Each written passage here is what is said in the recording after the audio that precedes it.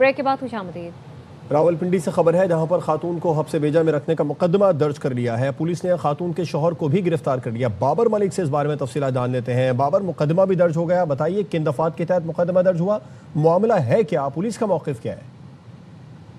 देखें, ये एक फुटेज मंजर आम पर आती है जिसके ऊपर सीपीओ रावलपिंडी की जानिब से जो हसन मुश्ताक सुखेरा ने सीपीओ रावलपिंडी उन्होंने नोटिस लिया और मुकदमा दर्ज हुआ। थाना पीरवदाई में शोहर को गिरफ्तार किया गया, लेकिन इसकी तहकीकात का सीपीओ रावलपिंडी की जानिब से हुक्म भी दिया।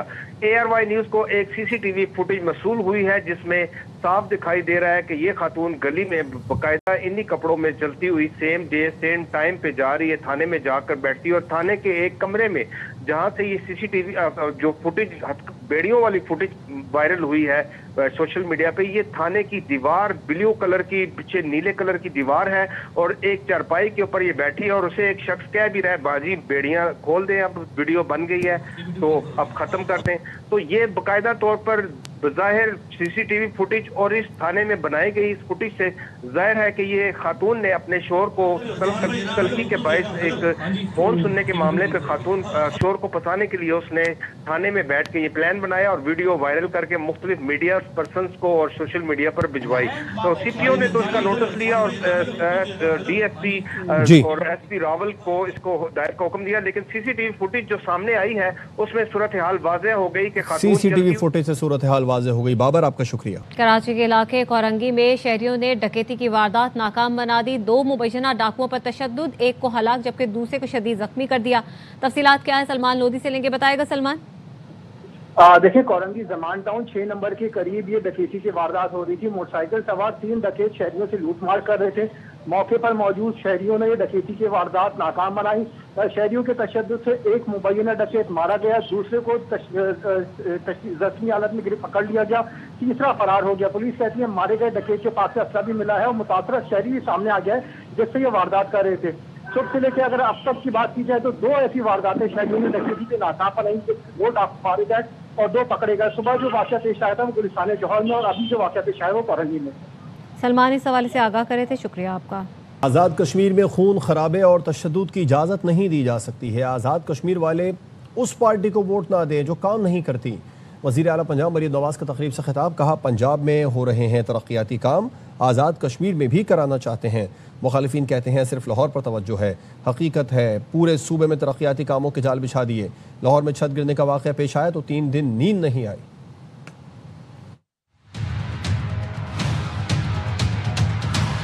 कहना में घर की छत की तामीर हो रही थी, बच्चे पढ़ रहे थे, छत गिर गई, 14 बच्चे जो है वो अपनी जान से हाथ धो गए।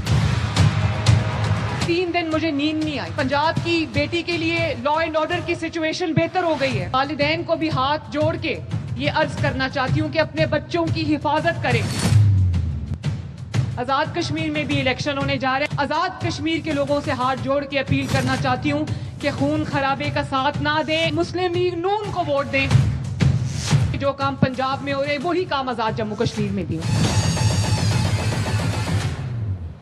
वफाकी हुकूमत नूरा कुश्ती के बजाय मलाकन डिवीजन और साबिक फाटा को फौरी टैक्स से इस्तिस्ना दे।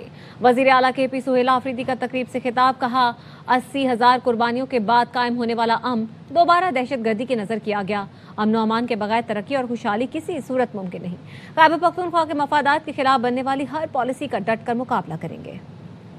डिवीजन को और फाटा को एक दिन में ऑर्डर करो, इनको टैक्स से एग्जेम्प्ट करो। ये नूरा कुश्ती नहीं चलेगी। कल मैंने वज़ीर आला हाउस में तमाम पार्लियामेंटेरियन मलाकन डिवीजन से है और मर्ज अजला से है, इसके साथ साथ तमाम पार्टियों के मशरान को बुलाया हुआ है। इस पर हम हर हद तक जाएंगे और किसी को भी जो है यहाँ पर टैक्स लगाने नहीं देंगे। हमने 80,000 जानों की कुर्बानी दी है। इतनी कुर्बानियां देने के बाद अमन आया तो एक दफा फिर दहशतगर्दी लाई गई। हम यहाँ पर अमन चाहते हैं क्योंकि अमन से ही तरक्की आती है। खैबर पख्तूनख्वा में माली साल 2026-2027 में अमन आएगा इंशाअल्लाह ताला। ये अमन मेरी खैबर पख्तूनख्वा के गयूर अवाम लाएंगे, पुलिस लाएगी, मेरी खैबर पख्तूनख्वा की CTD लाएगी। पाक फौज, FC बलूचिस्तान और पुलिस का मुश्तरका ऑपरेशन शाबान जारी है। फितना खवारिज के खिलाफ मौसर कार्रवाइयाँ की जा रही हैं। सिक्योरिटी ज़राए ने बताया है कि मज़ीद 3 दहशतगर्दों को जहन्नुम वासिल कर दिया गया।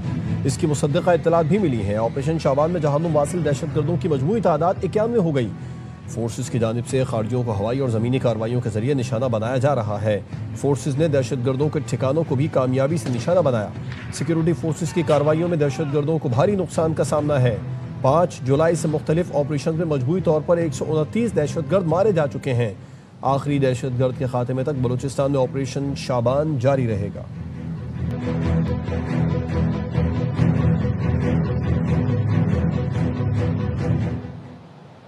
اور دہشت گردوں کے خلاف دیر آپریشن، پولیس کا جذبہ اور عزم غیر متزلزل۔ RPO ملکن نے فرنٹ لائن پر موجود پولیس جوانوں سے ملاقات کی اور ان کا مورال بلند کیا۔ آتی ہے نا بندے کے اوپر، بندہ اس وقت کھڑا ہوتا ہے، اس وقت دکھاتا ہے اپنے آپ کو، اپنی بہادری دکھاتا ہے۔ نور عالم دیکھو، آپ نے بھی یہی وردی پہنی ہوئی، میں نے بھی یہی وردی پہنی ہوئی، مجھے اس وردی پہ فخر ہے اور مجھے پتا ہے آپ کو بھی اس وردی پہ فخر ہے اور آگے آپ بھی ہمارا سب کو فخر ہے۔ اہم خبر ہے، چیئرمین اوورسیز پاکستانیز فاؤنڈیشن سید قمر رضا کا کالعدم جوائنٹ عوامی ایکشن کمیٹی کی پریس ریلیز پر وضاحتی بیان سامنے آ گیا ہے۔ انہوں نے کہا، کالعدم جوائنٹ عوامی ایکشن کمیٹی کا پریس ریلیز حقائق اور قیاس آرائیوں کی بنیاد پر مسخ کر رہا ہے۔ رابطے کا مقصد خالصتاً ذاتی خواہش کے تحت مسئلے کا پرامن حل تلاش کرنا تھا۔ سید قمر رضا نے کہا، اوورسیز پاکستانیوں کی فلاح اور ان کے تحفظات کا ازالہ میری اولین ذمہ داری ہے۔ جوائنٹ عوامی ایکشن کمیٹی سے رابطہ انہیں تشدد سے باز رکھنے، پرامن راستہ اختیار کرنے کے لیے کیا گیا۔ کمیٹی کے بیشتر افراد نے پرامن حل کی تجویز پر منطقی اور مثبت رد عمل بھی دیا۔ کالعدم جوائنٹ عوامی ایکشن کمیٹی کا پریس ریلیز حقائق کو قیاس آرائیوں کی بنیاد پر مسخ کر رہا ہے۔ چیئرمین OPF کی جانب سے یہ کہا گیا کہ رابطے کا مقصد خالصتاً ذاتی خواہش کے تحت مسئلے کا پرامن حل تلاش کرنا تھا۔ اوورسیز پاکستانیوں کی فلاح اور ان کے تحفظات کا ازالہ میری اولین ذمہ داری ہے۔ جوائنٹ عوامی ایکشن کمیٹی سے رابطہ انہیں تشدد سے باز رکھنے، پرامن راستہ اختیار کرنے کے لیے کیا گیا۔ چیئرمین اوورسیز پاکستانیز فاؤنڈیشن سید قمر رضا کا کالعدم جوائنٹ عوامی ایکشن کمیٹی کے پریس ریلیز پر وضاحتی بیان سامنے آیا ہے۔ کالعدم جوائنٹ عوامی ایکشن کمیٹی کا پریس ریلیز حقائق کو قیاس آرائیوں کی بنیاد پر مسخ کر رہا ہے۔ سید قمر رضا کا مزید کہنا تھا کہ رابطے کا مقصد خالصتاً ذاتی خواہش کے تحت مسئلے کا پرامن حل تلاش کرنا تھا۔ اوورسیز پاکستانیوں کی فلاح اور ان کے تحفظات کا ازالہ میری اولین ذمہ داری ہے۔ جوائنٹ عوامی ایکشن کمیٹی سے رابطہ انہیں تشدد سے باز رکھنے، پرامن راستہ اختیار کرنے کے لیے کیا گیا۔ کمیٹی کے بیشتر افراد نے پرامن حل کی تجویز پر منطقی اور مثبت رد عمل دیا۔ بعض عناصر ذاتی نیک نیتی پر مبنی اقدام کو سستی میڈیا تشہیر کے لیے استعمال کر رہے ہیں۔ چیئرمین OPF کا کہنا تھا کہ میں نے کسی تیسرے فریق کو نہیں، اپنے لوگوں اور اپنے ادارے کی نمائندگی کی۔ میری کوشش کا واحد مینڈیٹ اس علاقے، اس کے باشندوں سے محبت اور ان کی فلاح تھا۔ امن، مفاہمت اور عوامی فلاح کے لیے میری کوششیں کسی منفی مہم سے متاثر نہیں ہوں گی۔ چیئرمین اوورسیز پاکستانیز فاؤنڈیشن سید قمر رضا کا کالعدم جوائنٹ عوامی ایکشن کمیٹی کے پریس ریلیز پر وضاحتی بیان سامنے آیا۔ انہوں نے کہا، کالعدم جوائنٹ عوامی ایکشن کمیٹی کا پریس ریلیز حقائق کو قیاس آرائیوں کی بنیاد پر مسخ کر رہا ہے۔ رابطے کا مقصد خالصتاً ذاتی خواہش کے تحت مسئلے کا پرامن حل تلاش کرنا تھا۔ اوورسیز پاکستانیوں کی فلاح اور ان کے تحفظات کا ازالہ میری اولین ذمہ داری ہے۔ جوائنٹ عوامی ایکشن کمیٹی سے رابطہ انہیں تشدد سے باز رکھنے، پرامن راستہ اختیار کرنے کے لیے کیا گیا۔ کمیٹی کے بیشتر افراد نے پرامن حل کی تجویز پر منطقی اور مثبت رد عمل دیا۔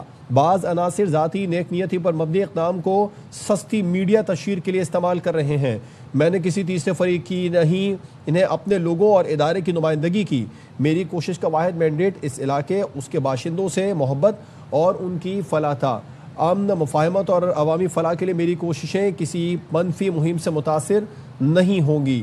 چیئرمین اوورسیز پاکستانیز سید قمر رضا کا کالعدم جوائنٹ عوامی ایکشن کمیٹی کی پریس ریلیز پر وضاحتی بیان سامنے آیا، جس میں انہوں نے واضح کر دیا کہ کالعدم جوائنٹ عوامی ایکشن کمیٹی کا پریس ریلیز حقائق کو قیاس آرائیوں کی بنیاد پر مسخ کر رہا ہے۔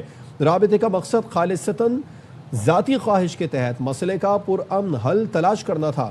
اوورسیز پاکستانیوں کی فلاح اور ان کے تحفظات کا ازالہ میری اولین ذمہ داری ہے۔ سابق MLA آزاد کشمیر سے عبد الماجد خان صاحب نے ہمیں جوائن کیا، ان سے اس بارے میں بات کریں گے۔ ماجد صاحب، بالکل واضح کیا چیئرمین اوورسیز فاؤنڈیشن سید قمر رضا نے کہ جو رابطہ کیا اس کا مقصد ذاتی خواہش کے تحت مسئلے کا پرامن حل تلاش کرنا تھا، جبکہ دوسری جانب حقائق کو بالکل ہی بدل دیا گیا۔ کیا کہیں گے آپ؟ دیکھیں، ہم تو پہلے روز اول سے یہ بات کہتے ہیں کہ ان کا مقصد انتشار تھا، اور اگر آپ دیکھیں کہ پچھلے کافی عرصے سے ایک ہیجانی کیفیت برپا کر کے رکھی ہوئی ہے۔ سید قمر رضا صاحب نے ذاتی حیثیت میں جا کے ان سے بات کرنے کی کوشش کی آن دا ہیومینٹیرین گراؤنڈس، لیکن انہوں نے اس کو بالکل ہی ڈفرینٹ ڈائریکشن میں پورٹری کیا۔ ابھی ان کا وضاحتی بیان بڑا کلیئرٹی سے آ چکا ہے. میں سمجھتا ہوں کہ اس بیان کے بعد یہ جو دعوے تھے سوشل میڈیا کے اوپر اور باقی جگہوں پر جو اسپیکولیٹ کر رہی تھی چیزیں، وہ بھی اکثر انہوں نے اس کی نفی کی ہے. تو یہ اگر آپ دیکھیں کافی حکومت نے کب ان سے مذاکرات چھوڑے، ان کے ساتھ مذاکرات کے لیے لاسٹ مومنٹ پہ کوشش کی گئی. ان کے جو 38 مطالبات تھے ان میں سے 37 کو عمل درآمد کر دیا گیا. پھر انہوں نے کہا کہ بھئی آپ انتشار کی طرف مت جائیں، لوگوں کو مشکلات کو مبتلا نہ کریں. 1 مہینے سے زیادہ کا عرصہ ہو گیا کہ خواتین کو ڈھال بنا کے، بچوں کو ڈھال بنا کے یہ ریاست کو یرغمال بنانا چاہتے ہیں. تو میں نہیں سمجھتا کہ ریاست کو یرغمال بنایا جا سکتا ہے. مقاصد جب کچھ اور ہوں، مقصد جب کچھ اور ہو، ڈائلاگ اور امن نہ ہو. امن کے جھنڈے اٹھانے سے امن نہیں ہوتا. آپ ریاست کو ڈیفیم کرنے کے لیے جس طریقے سے آپ اپنی تقاریر کر کے وہاں پر ایک ماحول پیدا کر رہے ہیں، میں سمجھتا ہوں کہ اس سے لوگوں کو سمجھنا چاہیے کہ یہ اب کس طرف ڈائریکشن جا رہی ہے. اس وقت ہمارا دشمن بیٹھ کے بغلے بجا رہا ہے، وہ خوشیاں منا رہا ہے. یہاں پر کیا ہو رہا ہے؟ آپ کا الیکشن ہے، 27 کو پولیں گے آزاد کشمیر کے اندر، ایک نئی اسمبلی نے آنا ہے، لوگوں نے اپنا فریش مینڈیٹ دینا ہے. لیکن اس وقت ریاست کو جان بوجھ کے آگے سے آگے دھکیلنے کے لیے، اور ان کو پتہ ہے کہ الیکشن کے ٹائم پہ وہ دوبارہ اس انتشاری نظام کو دوبارہ جب گرم کریں گے تو اس سے نقصان ہوگا اور دنیا میں جنگ ہنسائی ہوگی. لیکن ہمیں پورا اعتماد ہے اپنی سیکیورٹی فورسز پہ کہ وہ انشاءاللہ ان کو ایسا موقع نہیں دیں گے. اور قمر رضا صاحب کی وضاحت کے بعد تو میرا خیال ہے کہ بالکل کلیئرٹی سامنے آ چکی ہے. جی، آپ کا شکریہ عبد الماجد خان صاحب. نیوز بلیٹن سے فی الحال اتنا ہی. دیکھتے رہیے AR وائل.